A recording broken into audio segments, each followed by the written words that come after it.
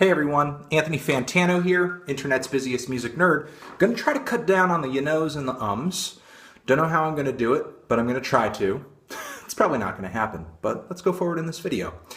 I got an email, sort of a Tumblr message from a follower who asked me what I thought about promoters who force young, new, up-and-coming bands to sell tickets in order to get on the opening slot of a bill for a more popular band.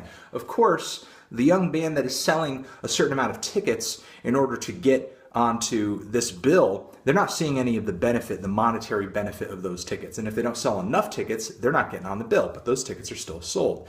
And there are also some promoters who will ask bands to pay up front for the opening slot on the show lineup, just to sort of give these bands the idea that, hey man, you play the opening slot at this show, a lot of people are going to be there, and you're going to get all this exposure, you're going to get so exposed. First, don't do that. Don't buy into that scam. That scam is bullshit. Promoters who do that stuff, you're fucking bastards. And I have no idea how you sleep at night. I mean, it must be on a pile of the 1s, 10s, and 20s that you're gathering from these poor young bands who are just looking to get some listeners. Probably just, make a nice little pillow out of all that chunk change, and then you just lay your head down to rest, just knowing you're a piece of shit. Listen, young bands, young musicians, don't buy into that equation. Don't buy into that equation. The opening slot at a show is no longer the place where your band needs to be promoted. For sure, if an opportunity comes where you can play that opening slot and you're going to get a little money, or at the worst, you'll be playing that opening slot for free, I understand, if you have the time and you just really want to get on stage, you need the sort of experience to... I guess what I'm trying to say is you need the practice. I mean, everybody needs sort of live practice. Everybody needs to get out there and be performing in front of crowds to sort of gain that experience and get better as live performers. So I'm not saying that people shouldn't play live, but you shouldn't be paying to play live. You can fucking pull together a house show or a show at a VFW, which people don't do anymore. Why don't people do that anymore? I mean, go rent the local VFW near you for a few $100 and charge your friends $5 or $10 through the door, get a few other local bands, just share in a bit of the money. And if there's no money, you paid the VFW, you hung out with a bunch of cool people, and you played some music for some people who might have really enjoyed it. There are other DIY ways to go about this shit. So I digress. Don't buy into this equation. It's not going to be worth it. The opening slot at a show is not where effective promotion happens in the internet age anymore. Don't let a promoter tell you that it does. The community corkboard, where people are posting flyers for whatever shows that they're playing this weekend, has been replaced by the internet. The $100, the $200, the several $100s that you might pay to a promoter, or the time that you would spend trying to slang tickets in order to get on the opening slot for a show, could be better spent doing other things that will more likely, more effectively promote your music. You could be getting on SoundCloud, you could be getting on Bandcamp, you could be recording more music, you could be putting together a music video, you could be growing your social media presence, engaging with other people, potential fans online. There are tons of people on Twitter who every single day type in, "I need new music." You want to know how I know they exist? Because I used to look them up. I used to look up people who were saying that phrase, and then I would just be like, hey, this record's good. Just reviewed it. Check it out. I wouldn't exactly owe my success to it, if you would call what I have success. But it was just, a way I was promoting my stuff early on. I thought it was pretty interesting, and for the most part, the reception I got for it was fine. Don't be too aggressive on these people who are just, crying out into the digital realm that they need new music, but it's an idea. There's a lot of ways to get your music out there and promote it using social media. The internet has replaced the community corkboard again.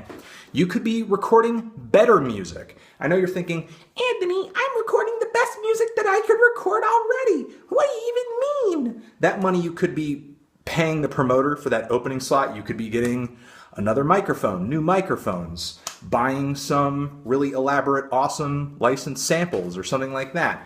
You could be buying new pickups, new instruments. That could be studio time as well. When you're a young up-and-coming band and you're trying to take this shit seriously, you're trying to get out there, you could be saving money up for a PR campaign with a small boutique PR firm.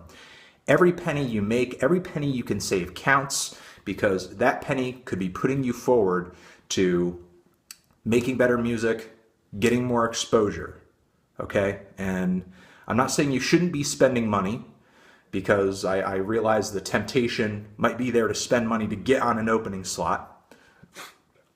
Excuse me. But you should be spending money more effectively. And paying some dickhead promoter who's lying to you about how great it is that you're going to be playing this opening slot, which people are probably going to show up late for anyway. There's probably going to be a ton of people there showing up late because they just want to see the headliner. This opening slot only benefits the promoter because they've turned it into a mini side business for themselves when enough people don't come through the door because they're not breaking even on the guarantee that they have to give to the headliner. So you're kind of their ace in the hole because you're going to bring several $100s in of either your own money or tickets you sold for them so that they could break even. Don't be that ace in the hole. Be your own ace in the hole. Don't be somebody else's ace in the hole. Be your own ace in the hole. Okay? So in the music industry, especially if you're a musician, there's people who will take advantage of you left and fucking right. Okay? And even when you're at an incredibly low level of obscurity, I haven't been in the position of, let's say, a Taylor Swift or a Flying Lotus or a whoever who is incredibly famous for their music. So I can't tell you whether or not you're at this level. Are more people taking advantage of you versus the lower level? All I'm saying is that at all levels, people are being taken advantage of in different ways and at different extremities. All I'm saying is start off on the right foot when you get into the music industry. Start off on the right foot.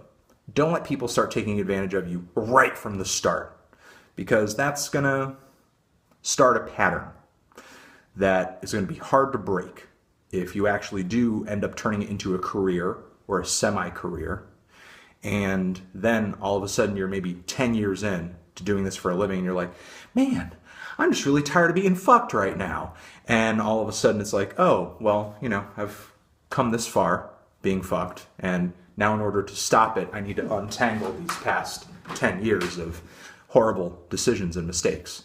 And paying to be the opener at a show will be one of those first big mistakes that you may make. So don't do that.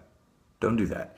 If you can't perform live and have people come out to the show, you should be more worried about your online music promotion and getting your music out there and seeing that it's reaching people.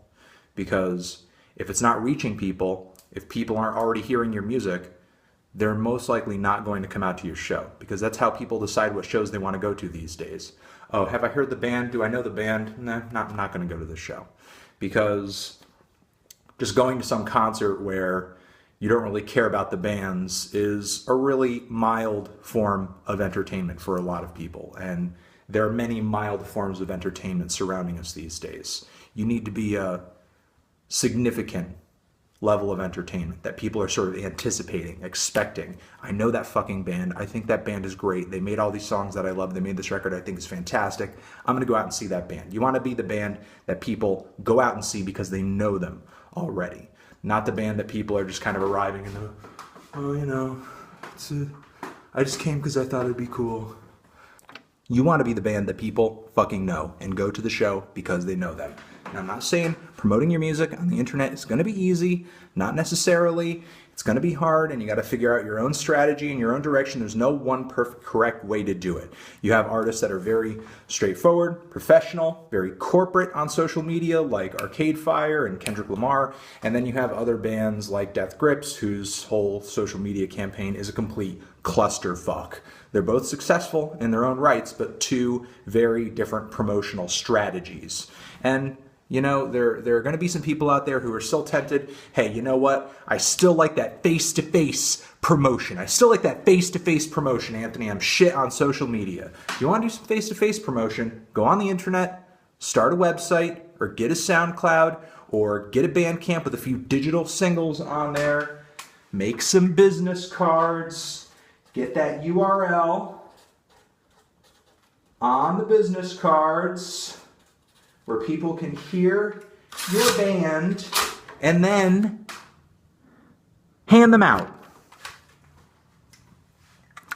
Hey, go to this URL. We have a new single from the band over here. You could download the new single from the band, and maybe you'll like it, and you'll look forward to our new full-length LP.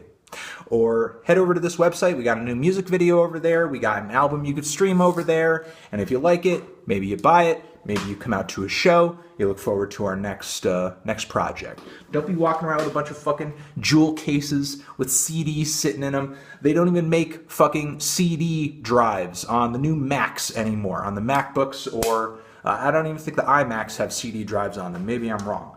But the new Macs don't have CD drives on them. And you know how many kids have Macs these days. So, and most people who you give to the CD, who you give the CD to, that is, they're just going to take it, they're going to throw it in their computer, they're going to digitize it anyway. So, you know, get some good album art on there. Maybe do a PDF or something like that people can download with your record. Just when you're at this level and you're starting small, go digital. Because it's cheaper, it's easier, it's more convenient. And you want everything to be convenient at this level. You want it to be easy, super easy for people to hear your shit. It should be as easy as picking your nose. Shouldn't be hard. Should not be hard. When you're super famous and you're playing fucking Madison Square Garden, do a title exclusive. Then make it hard when the demand is there. But when you're young, you're starting out, nobody knows who you are, make it easy. All right, that's all I have to say right now. You're the best. Anthony Fantano. Don't let promoters fuck you forever.